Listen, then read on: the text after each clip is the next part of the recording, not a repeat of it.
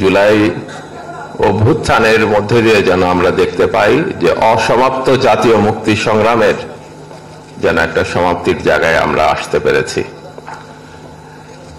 আজকে বলা হচ্ছে ঐক্যের কথা, সংস্কারের কথা, এবং বলা হচ্ছে একটা গণতান্ত্রিক নির্বাচনের কথা।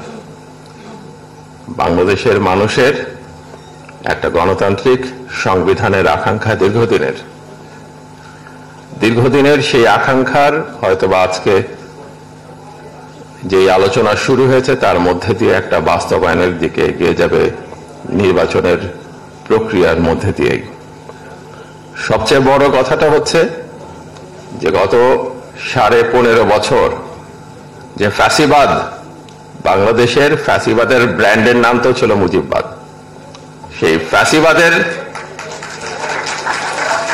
বিরুদ্ধে লড়াই সংগ্রাম করতে যে বাংলাদেশের যে তরুণ যুবকরা জীবন দিয়েছেন, নির্যাতিত হয়েছেন, তারা আজকে কেমন বাংলাদেশ চান, তারা আজকে বাংলাদেশটাকে কিভাবে গড়ে তুলতে চান, বাংলাদেশের রাজনীতিটা কেমন হবে, সংবিধানটা কেমন হবে, নির্বাচনটা কেমন হবে, শুধু সেটাতে আমরা থাকবো।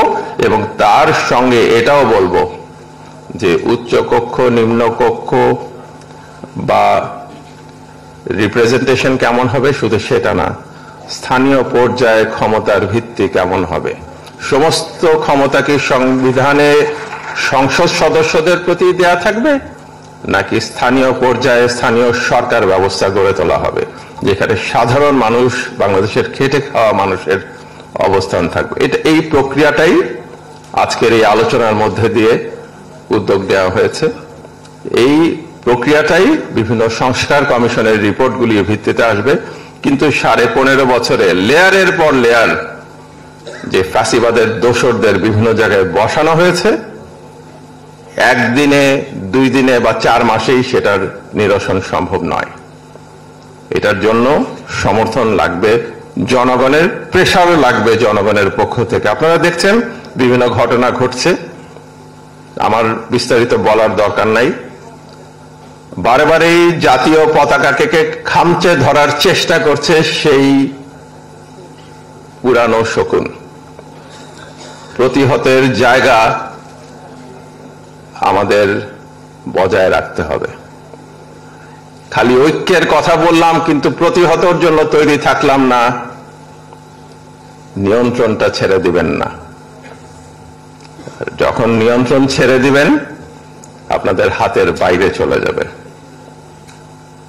আর সেই কারণেই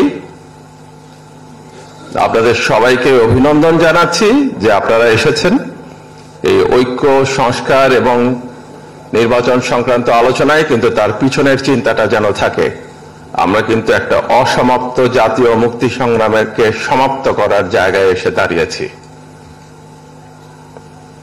আমরা কিন্তু একটা ফ্যাসিবাদের বাংলাদেশ ব্র্যান্ডকে পরাজিত করে আজকের বাংলাদেশে দাঁড়িয়েছি। আমরা যে বাংলাদেশ চাই, সেই বাংলাদেশে যেন কখনোই আর ফ্যাসিবাদ ফেরত না আসে, কারণ ফ্যাসিবাদের উদ্দেশ্যই হচ্ছে বারে বারে ফেরত আসার চেষ্টা করা।